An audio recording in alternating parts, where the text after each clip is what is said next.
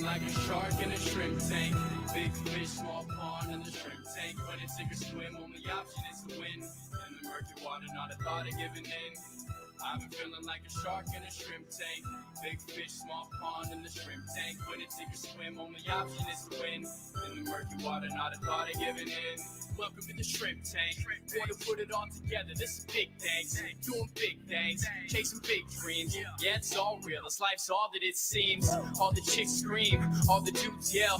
This is just what I do, and I do it well. With the flow fresher than the new shoe smell. Going through hell, well, homie, keep going. You know the saying, you gon' reap what you sow in. So I don't chase girls. I just chase dreams. Play the same game, but we ain't in the same league. Running a campaign, Brody 2016. Like a phone to die, put me in charge. I'm a general from the front, I'ma lead the charge. Like a federal, fell on my lap never. Going hard as ever. Good afternoon, everybody. Welcome back to the Shrimp Tank, powered by Celsius Beverage. As a reminder, catch all these amazing episodes up on our website, shrimptankpodcast.com. And of course, we come live every single week right on at Shrimp Tank Boga, our live feeds. So I'm joined by my co-host, Dr. Kevin Cox. So, Kevin, what is happening right now at Florida Atlantic University, where this show is ran in collaboration with? Well, there's a lot of people out front looking for parking spots because they are all full. Campus is buzzing. Things are packed. And let's get our spots already, man. Our guests show up at this, campus, and they want to pull in and see Shrimp Tank. Our guests a few weeks ago said they'll pay for it. Let's make this happen already. Hey, I'm open to it. We'll just have to go through parking. They're pretty tough, but maybe. Other than that, we just have a ton of exciting stuff going on. Next week, we'll be announcing and promoting an all-new competition that we're going to host this fall in conjunction with NobleCon. It's not quite out yet, but, if you've ever seen Shark Tank, maybe stay tuned because I think you'll want to know about what's going on with some of the sharks right here at FAU in our very own Croc Tank. But more on that next week. Actually, you got past president George Bush, right? Yeah, they did. Well, having the Sharks here would be pretty awesome. We gotta try to sneak them into our new studio, right? Of course, they'll have that opportunity to speaking from a lot of students. Plus, go to NobleCon. Got to make it a good environment for them to do things at once, of course. Yeah. Okay. Well, let's dive into our guest today. Every week we get joined by some of the best and brightest entrepreneurs from South Florida, find the do's and don'ts of running a business.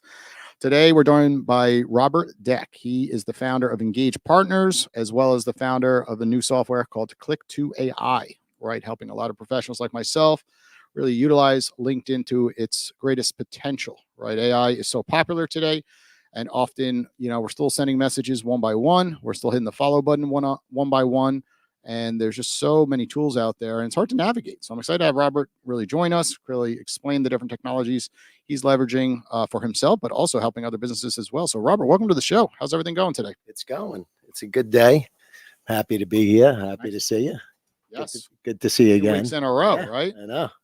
It's really getting exciting. So let's start with your current technology, Click2AI. Tell us a little bit about it. And then next, we're going to go over to Engage Partners, and then we're going to go to your backstory, how this all started.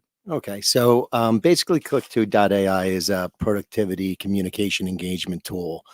It works in the browser, okay? It is an integrated Chrome extension, so it's really easy to kind of install.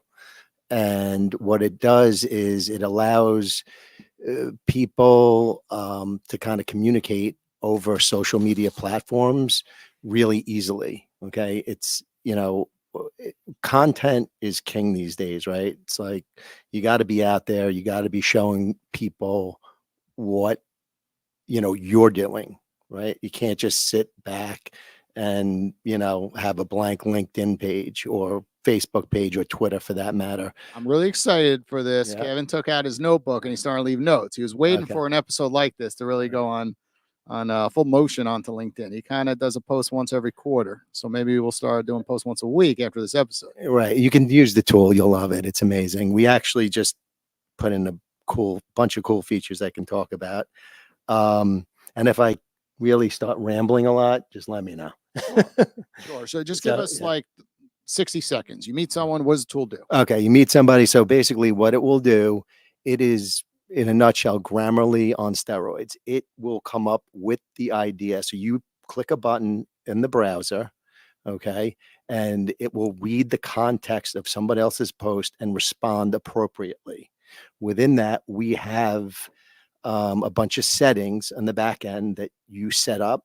It sounds like you. We actually are implementing writing samples. You put your own writing samples in, you put a little bit about yourself, and you're going to, it just does the work for you. So engagement on steroids. Because Yep. often if I'm scrolling down my feed on my phone, right, or on a desktop or laptop, right, and then I see something I want to comment, it's like one or two words, like awesome post, Right. or something more in Commenting for depth. better reach. That's not so professional these days, right? You want it, course. you want some real, context within the response. So since this tool does it, you get it back. You support people, they support you, they follow you, they check out your LinkedIn profile. It's great for people looking for a job. Okay. If you're looking for a Is job. that all automated, or does the person kind of set up in the background where it's run all day, for example? Okay, so it's not automated for a number of reasons. Number one is I've been doing a lot of talking to people about the product. People really don't want it automated. The reason why that's good is you get to check out what it responds back, and you could either edit the post a little bit or click the button again and it will do something, it will say something else. There's also specific things that you can do if you have a marketing agency. You can offer it for our recruiters that engage partners. We have options where we can offer our services to somebody. Say somebody has a job posting online. We click the button, offer services. It will say, hey, that's a great job. I see you're looking for an IT director. Boom. It will, it comes out with an unbelievable professional, like advertised post that does not look like AI. So it kind of, because we have a personality to this thing. So it's really, it's getting better and better every day. But now we have an option where you can actually put in your own writing samples, format style, just every tone option you can imagine. So you can, or we have pre-characters, we call them there, and you could just pick one of those and kind of go with that. Kevin, what do you think about this? Because you always never have enough time in a day to do social media, like with everything that you handle. It sounds like I'd still have to click that button once or twice, and that is going to be where I probably just can't get across the threshold, because that's kind of my my only problem. I don't know. I honestly, I don't know how everybody does it. I would need somebody to manage my other kind of inbounds. Those listeners out there who know me will know that I've picked one thing, right, and I decided to pick email, and I can handle that fire hose barely, cautiously, most of the time. But yeah, I mean, I get messages all the time on LinkedIn, and then the people on LinkedIn are like, "What's your cell? I'll text you." And do you have WhatsApp? It's like, no. Some people seem to be on there kind of doing that stuff all the time. And it always kind of makes me wonder, when do they do the job that they do?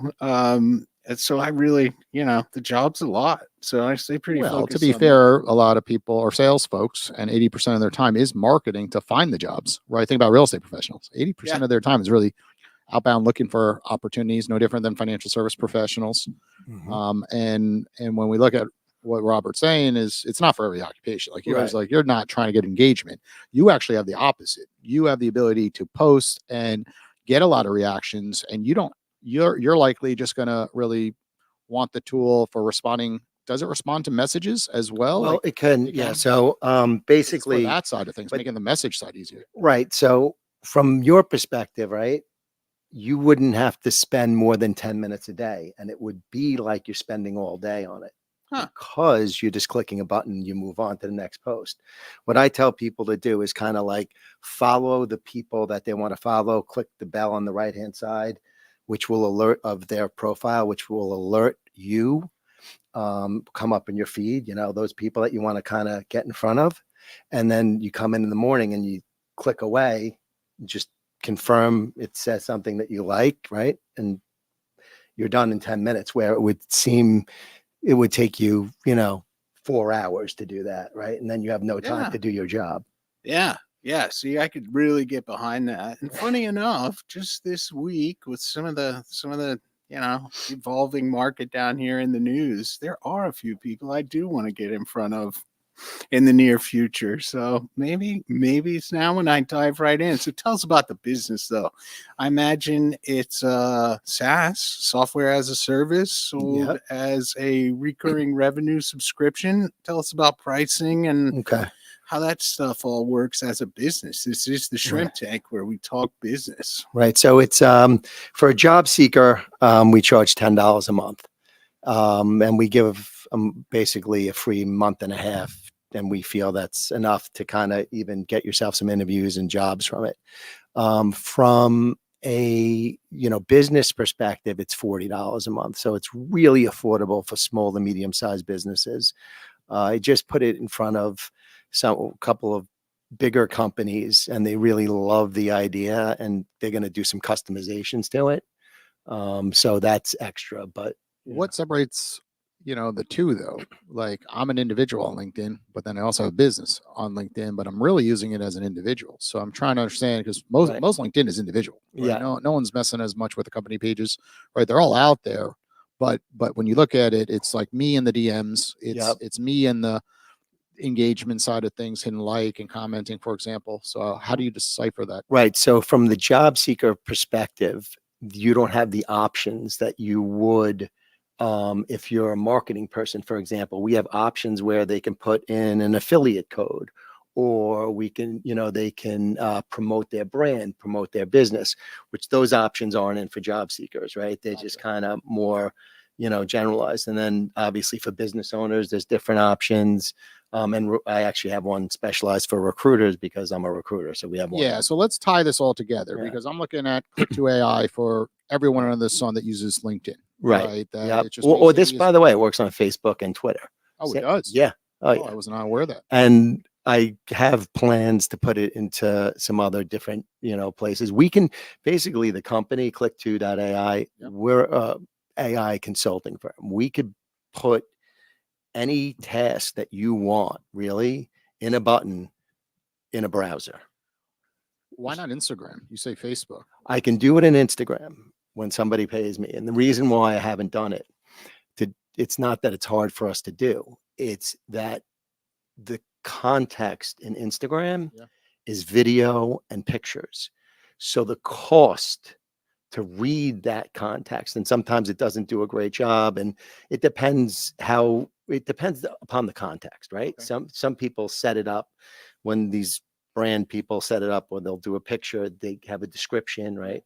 Stuff like that. So it's just, that's kind of dependent. Else Makes more sense. it's really expensive. So so tie everything together with engaged partners now, Okay. right? So background's recruiting, and recruiters are very well known to be on LinkedIn, right? That's their main platform. I know some recruiters that are on there 6 hours a day, 8 hours a day. They post 3-4 times a day. They're engaging in the comments, and they're finding opportunities. There's a lot of jobs are posted on there. A lot of people leave their jobs, opportunities show up. We've seen that, right, Kevin? We saw a big post this week by somebody. Yeah, absolutely. So it's, from a recruiting aspect, it's really, it works well. It's what was the question? What just how it tie? Okay, I'll give you partners. Like you're on, okay. You built this AI tool, right? This is your baby, of course. We're assuming that's making less, because it's a newer brand than the real brand, Engage Partners, which has been around for how long 25 years. 25 years. Well, not really, but it's fine. It's 15. But social marketing, media in general is in your blood because of that business. And right. That's what created Click to AI. So tell us about that. So, okay, I'll give you the whole thing. So about a year and a half ago, AI started to become more mainstream, right? And I took a look at it, and I started developing tools, me myself, for our recruiters. Okay. And I wound up interviewing individual, Ziga Braca, who is my CTO. I was interviewing him, and we were talking for the recruiting firm. Okay. He's at Amazon. He's a developer as well. Genius, really smart guy. And we're talking, and I'm telling him what I'm doing, and he's showing me what he's doing. And I'm like, you're hired, let's go. And, you know, it was like, I haven't had an interview like that in probably 25 years that I've been recruiting. How, you know, it was a match made in heaven instantly. So then I said, listen, here's a piece of the company, let's do this. And now we have a product, you know, because we developed it for the recruiting firm first. And Gotcha. okay. And explain the recruiting firm. Okay. Let's keep it simple. Right. So We're not we gonna- basically specialize in placing technology folks, engineers, marketing people across the country. There's about 40 recruiters. And I've been doing that, you know, most of my career. And, you know, the AI stuff was just. And do you have an in-person office where some of the recruiters I do. live as well? Yeah, yeah. We're located. We have one in Melville, New York, which is the headquarters, and then I have an office in Coral Springs. So yeah. Well, that's always of interest to me in particular. Not so much the engineers and the, you know, software architects and developers, but you also mentioned marketing. So talk to me about some of those placements that you do. Are those typically seasoned marketers with a bunch of experience, or do you work on anything that's more entry level, thinking about my own students that are going to be graduating in the near future? Right. So mostly we work on, you know, experience level people, right? But what happens is sometimes we get internships. And, you know, some of the entry level jobs come in.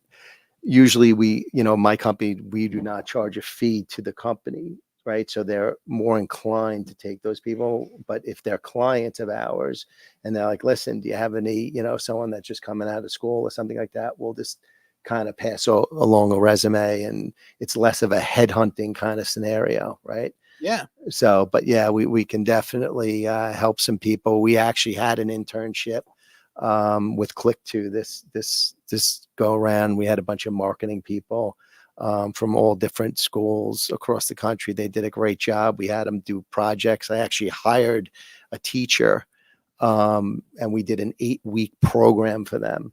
And it was really, I think, you know, they really enjoyed it. And one of the people actually two of them kind of are working on a brand ambassadorship with Click2 right now. So they're trying to make some money with us as well.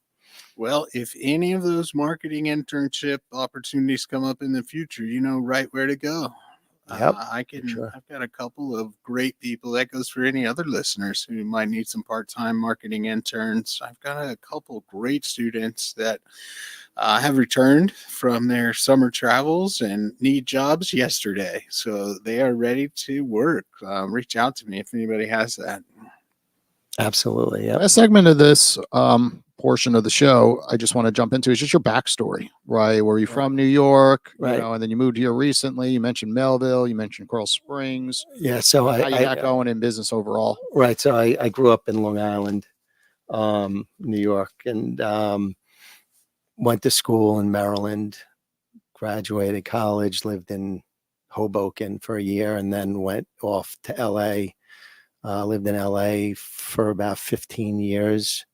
And then I moved out here to Coral Springs or Parkland. You know, it was just a much different paced kind of place. And when I moved out, it was in 07, right? So you've been out here for some time. Yeah. That's Jason's favorite kind of guest. Somebody that used to be his neighbor in New York and then now is his neighbor down here. He loves that. I'm at an event. I invited him around the shrimp tank. Yep. I heard Melville. I heard Florida. I heard Parkland. I'm like, he's in. Yep. Yeah. So many times. Music to my ears. Yep.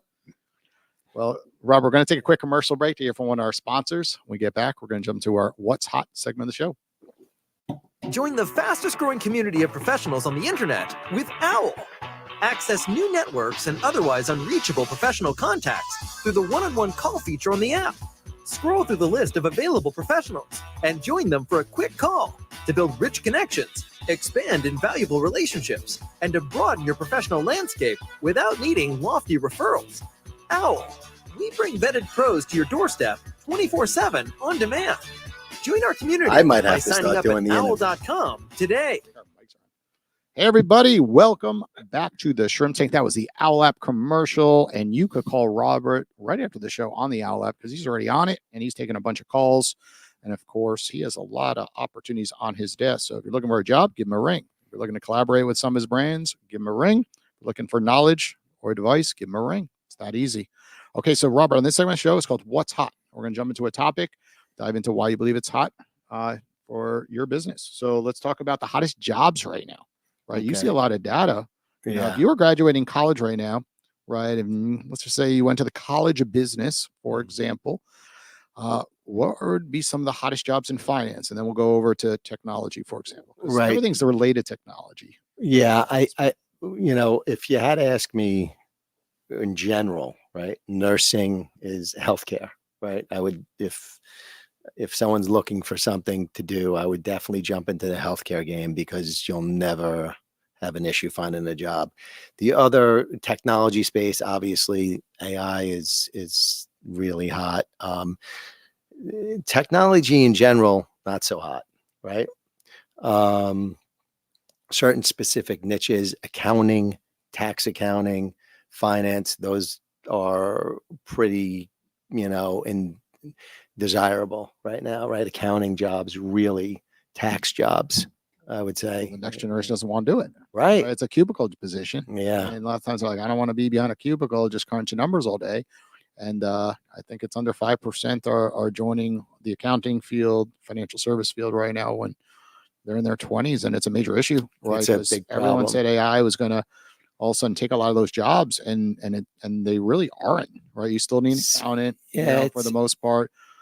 Financial, I'm a financial advisor. Like, we haven't gone away. Everyone said, oh, it's going to be all do it yourself services, right? But that type of stuff always existed back in the day with Schwab, Vanguard, and it really hasn't budged as much as they thought it would.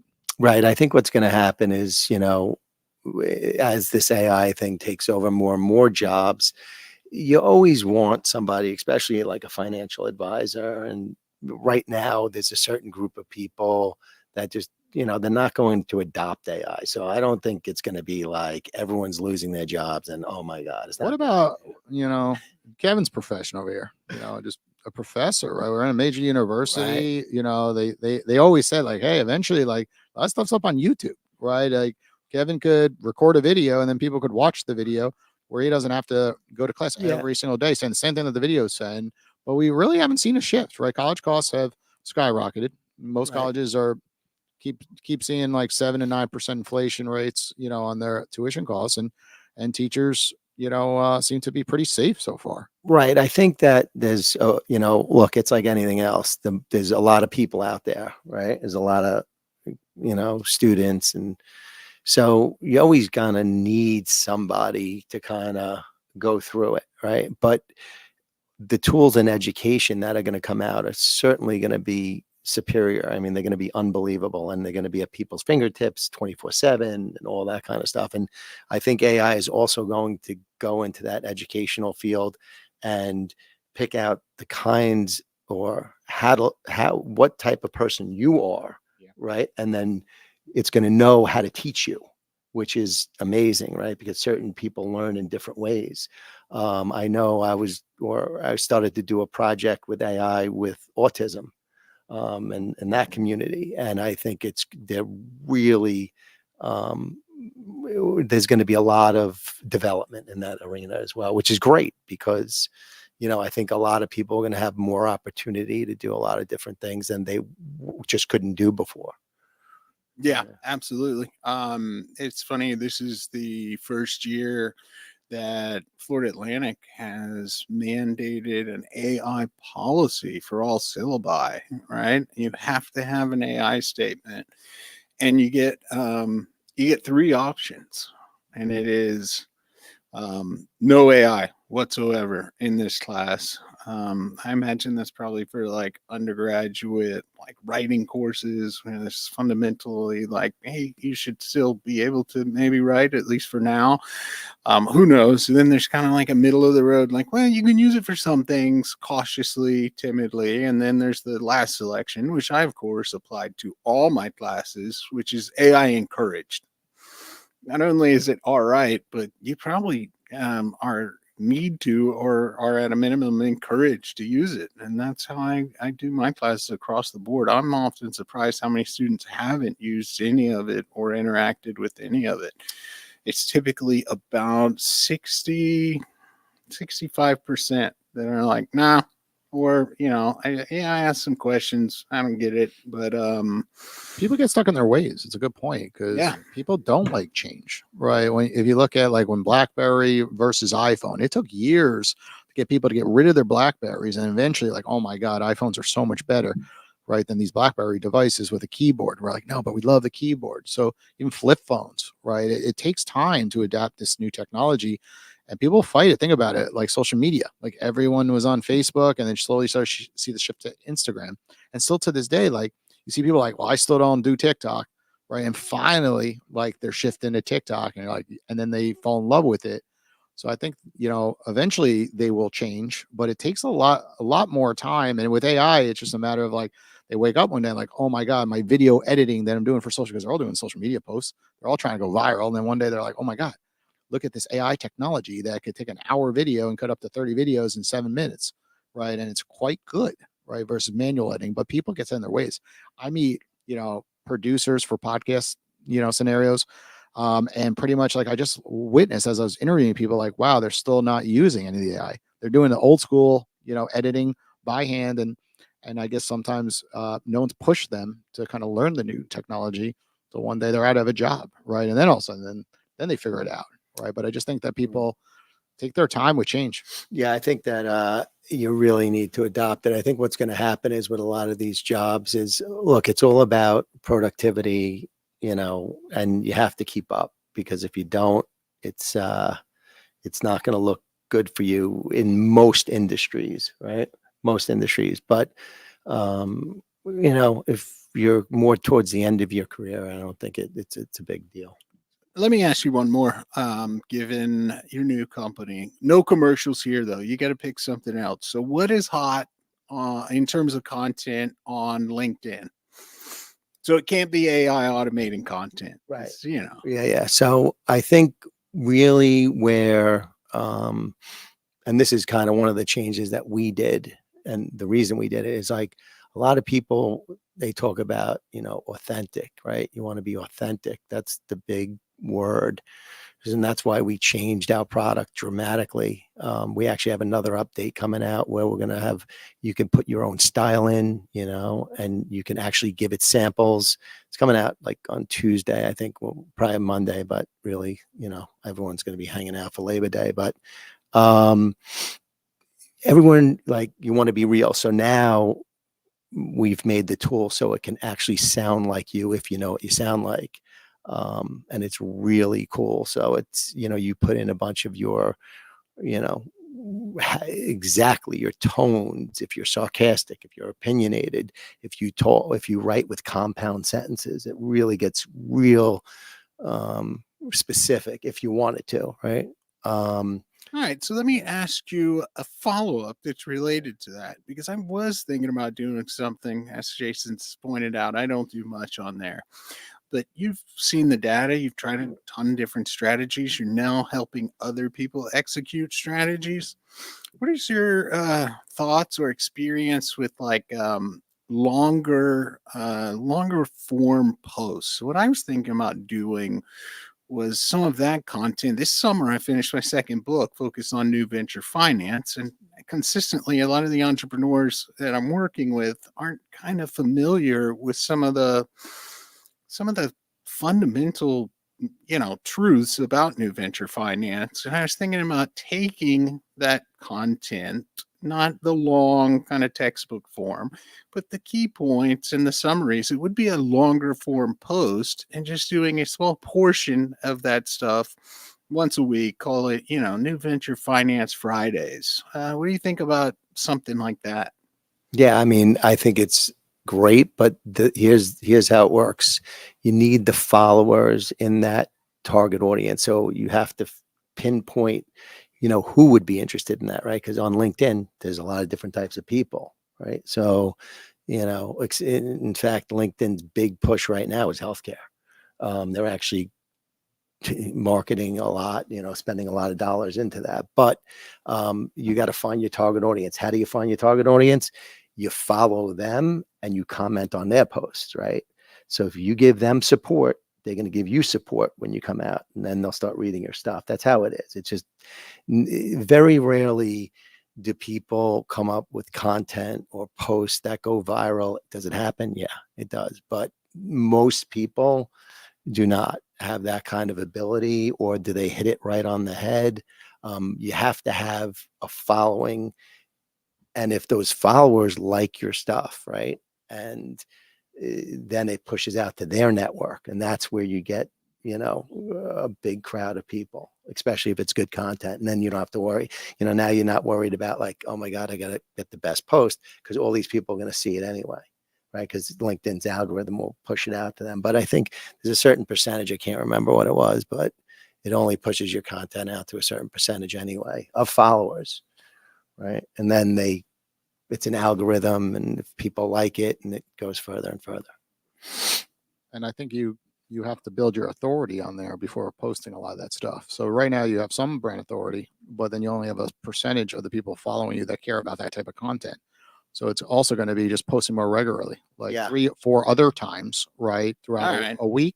And then that final one is like, as they say, like jab, jab, jab, hook, where that's like the real credible, documented information that you're providing everyone, and say, look at all this knowledge that you have up there. But they need to see you out at events. So it's as simple as like posting, like, here I'm at an event, like in Boca, like a ribbon cutting for a grand opening, or you're over at like the Levan Center for like the business shower of Owl, right? And you're posting a photo there, and you're just talking about other things you're doing around entrepreneurship, the pitch competition at FAU. So eventually, when they see all that, like, people just see images and they're like, oh, look, Kevin looks important, right? As simple as it is. You need to look important, and then after you look important, then they all of a sudden care about reading something that's a page long, but they're not going to read the page long if they kind of just like, oh, he's the director of the Adams Center, right? But they don't know enough about you.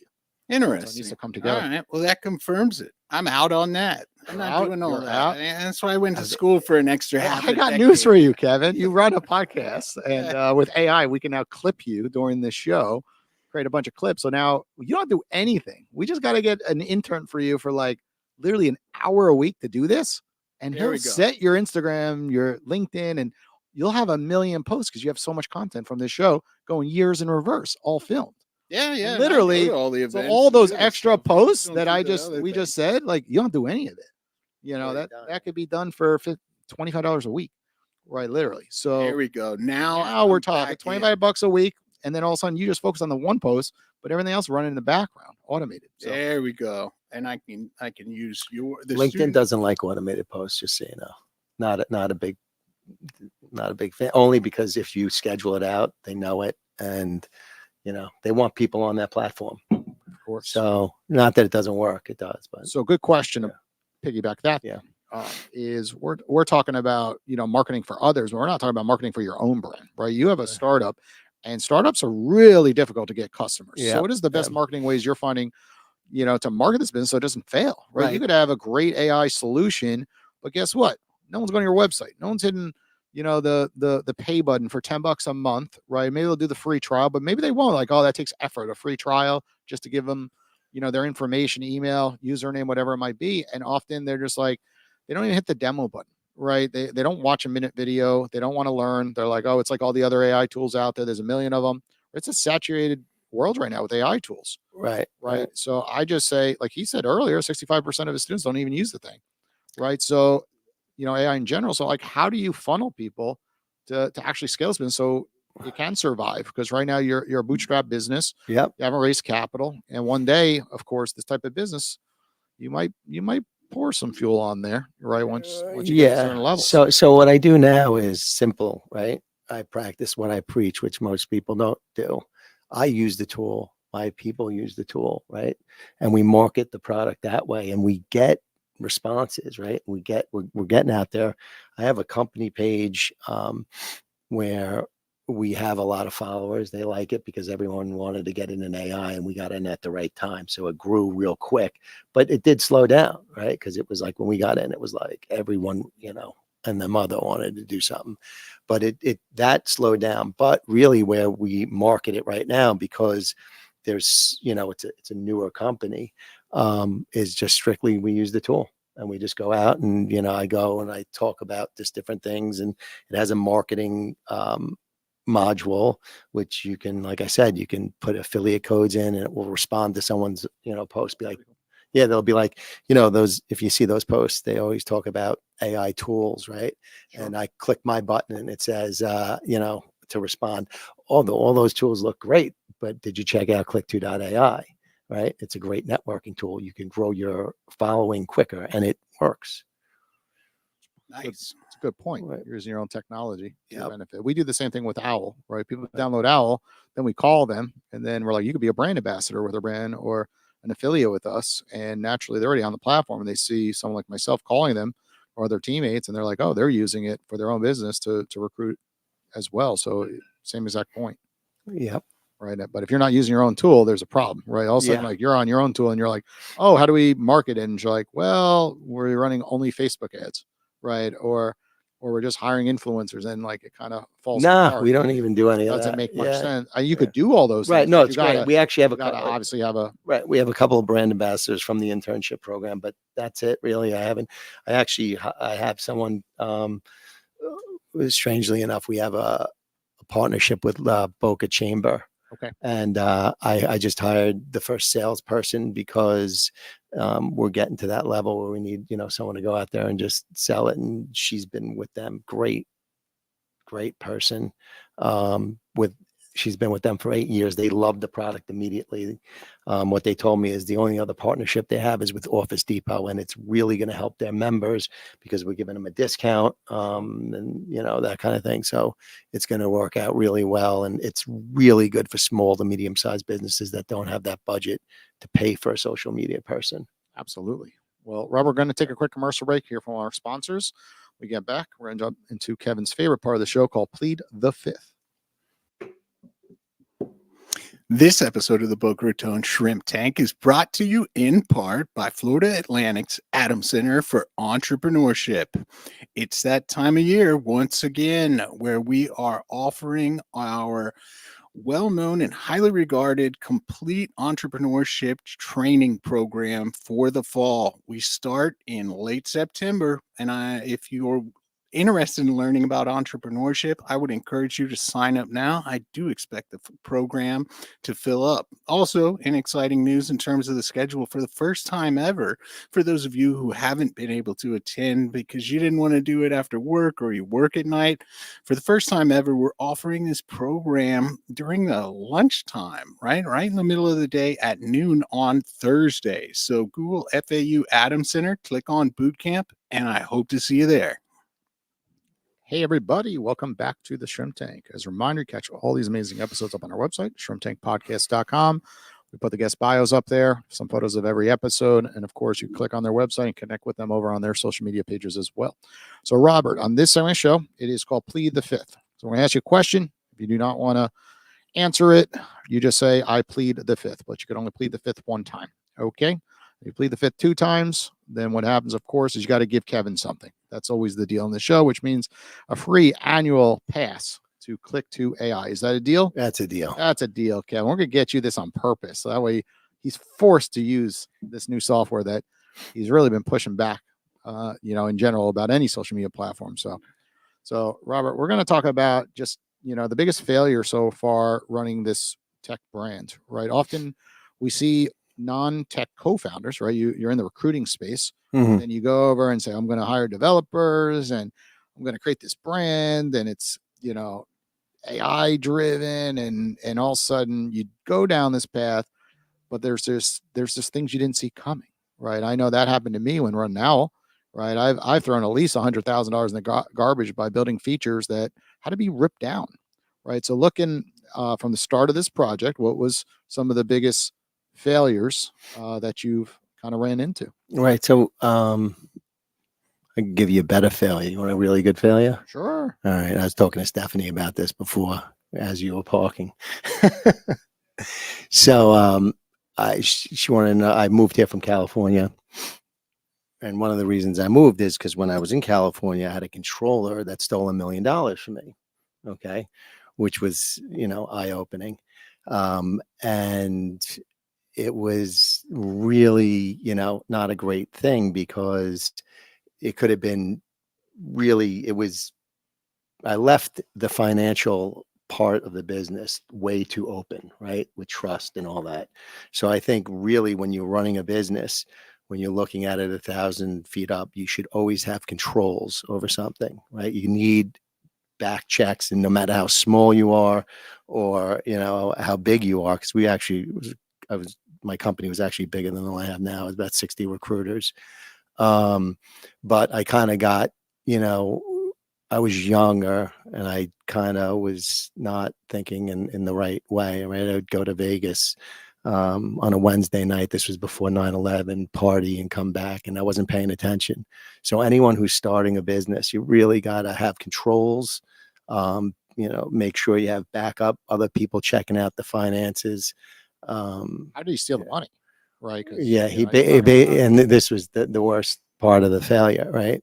So he just basically wrote himself checks, right? Ah, And that was one of the reasons I left California, because I ran out of there like Elon Musk, because the way that the government handles stuff over there is it's not great. They don't really care about the taxpayer, and it's obvious, right? Or you wrote it as like a salary check, or you wrote it as like an expense that he was doing, like some consulting on the side? yeah, I mean, it was right. So he kind of did, but it was easily identifiable after we saw it, right? It wasn't like this major scheme. Did you sue him, or you just moved on? Well, so what happened was this interesting story. So he actually admitted it, right? We got the police on it, and they were like, well, we can't even arrest them because we don't know, whatever. They don't even care. It's white collar. So I go to the DA. I go into the DA's office. He basically throws me out. He goes, $1 million. That's not enough money. Like literally, I won't even take the case. Crazy. Right. That's how it works. So, if whatever, giving some good advice to criminals. Yeah, Nobody. So if you want to do no problem. White collar. They don't know. I don't know about Florida. I'm hoping it's a little bit different, but maybe not. Anyway, so he kind of wrote himself some checks, and it was eye-opening. I was mad. I almost moved to the Bahamas. I actually went there and checked out some places and that kind of thing. So that was pretty much my worst mistake. So anything compared to that, I don't even consider a mistake. Well, that's a pretty big one. Yeah, that one was slap in the face. All right, let's get some details about the current business. How many users are you up to today? I think we have somewhere around 500-600 users. We have a couple of companies on it right now. Nice. Congratulations. Yeah. So, and that's paying people. Obviously, there's people that we have that, like some job seekers, especially in the beginning, we were giving the product away because just to they were actually helping us with it, from UI, UX. Yeah. Got to have user feedback. Right. Don't build anything without it. I'm always telling our technical founders that, like, let them tell you what to build and then build it. Don't build all this stuff. And then they're like, actually, we don't need any of those things. And one critical thing we do need, you didn't build. Like, they'll tell you, but listen to them. Get them on there early, even if you're not totally satisfied with the product. You got to get them on there early. Release early, often, update, and move on.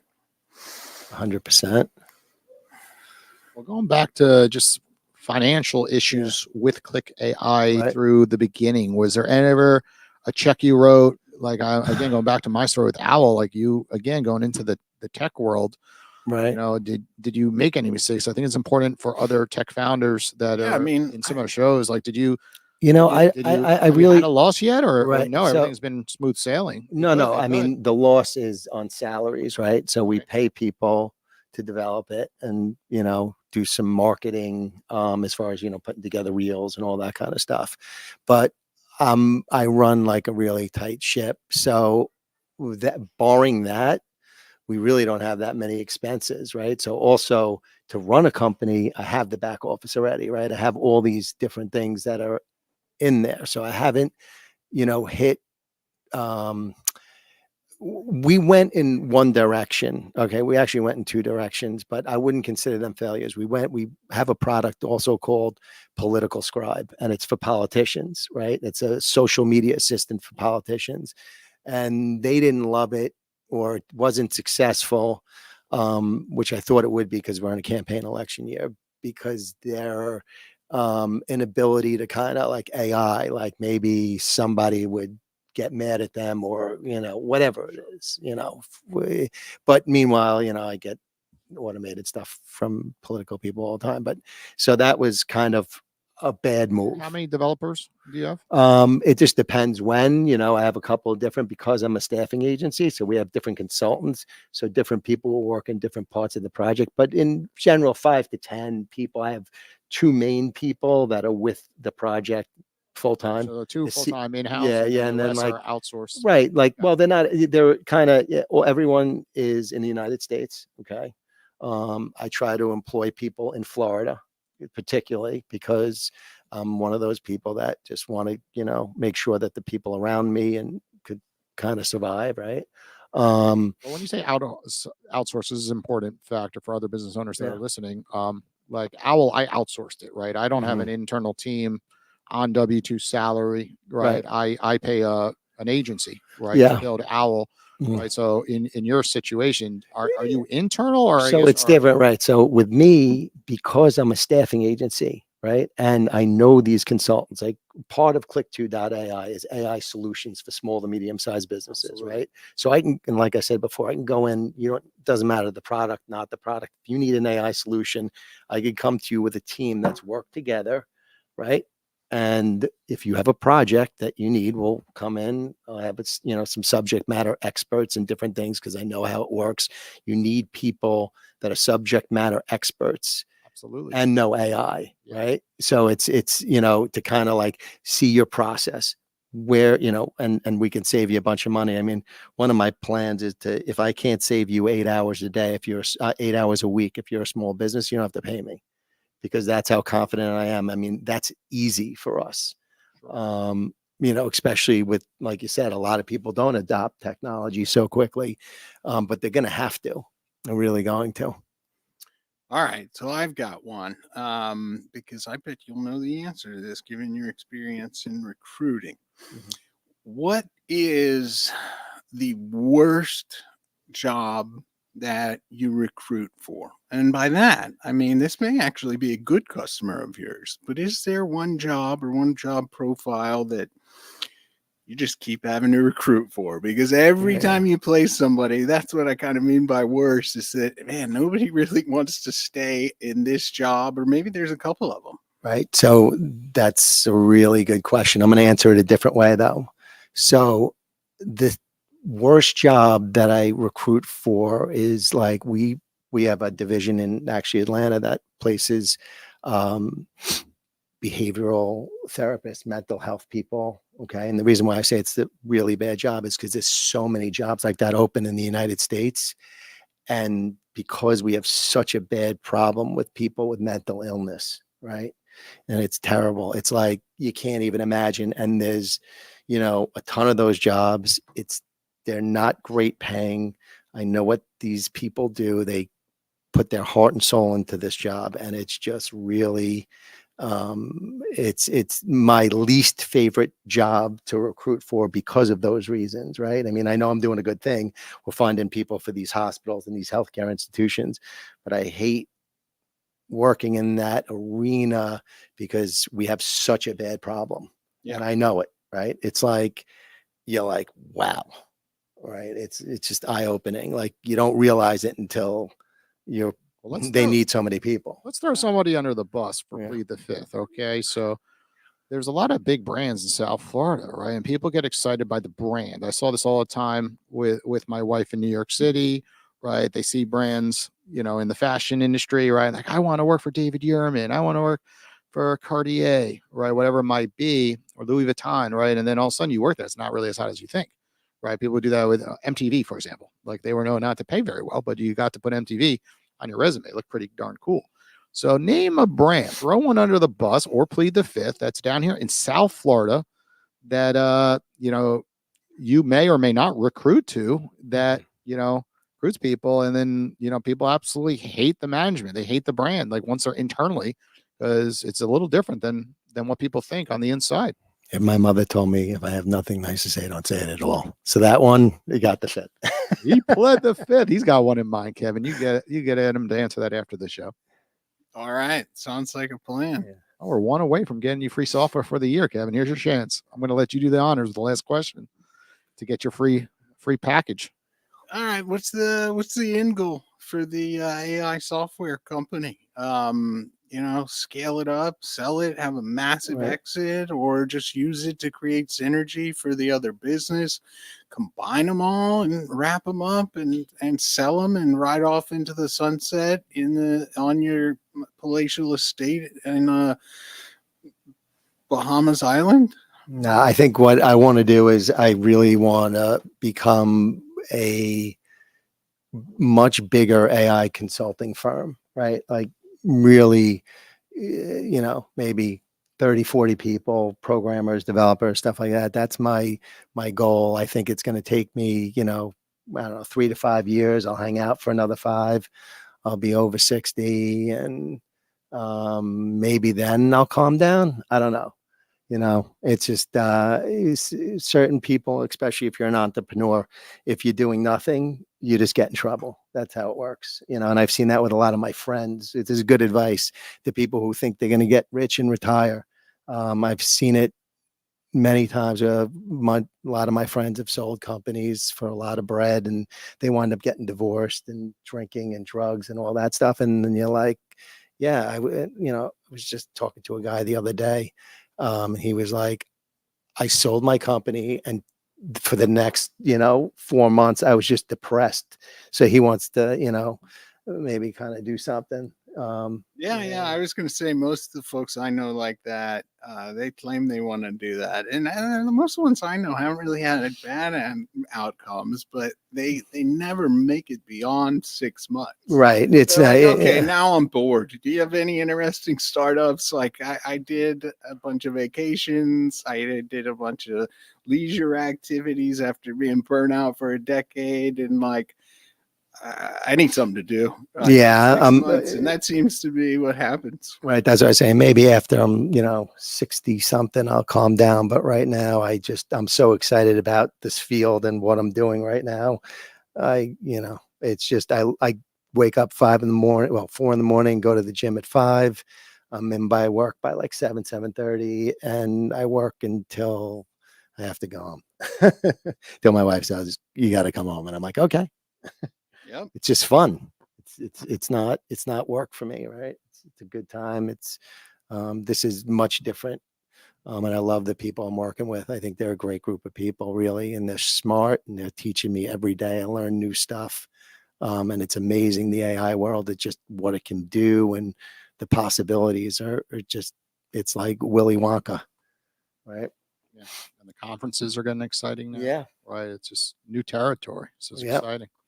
Well, Robert, thanks for joining us here on the Shrimp Tank today. For our audience listening, tell us some of these websites. They go visit them, get them free trials, for example. Where should they go from here? So if you want to go to click2, CLICK2, the number 2.ai, it's you can download a free trial. I think you get 15 days if you give us a review. I think they extended another 30 now. I don't know if they're changing that. But right now that's the game plan. It's really easy to use, easy to set up. It's a Chrome extension. You can go right on the Chrome web store and just type in click2.ai and download it from there. Nice. I like how you say, if they leave a review, again, an extension. That's a pretty good tip right there. Where a lot of people just kind of give people free trials and then Right. and then people don't take it as serious, right? Right. Because they're not paying for it and they let it expire. But like, okay, get an extension if you do this, and then Right. you give them something for free, you still get something back, a nice review. Right. Hard to get these days. Exactly. People are just tired of giving reviews. Right. So if they enjoy the product, it's great. Absolutely. Yeah. Well, Robert, thanks for joining us here on the Shrimp Tank. Everybody listening, we'll be back next Wednesday right around 1:00. Take care. I'm feeling like a shark in a shrimp tank. Big fish, small pond in the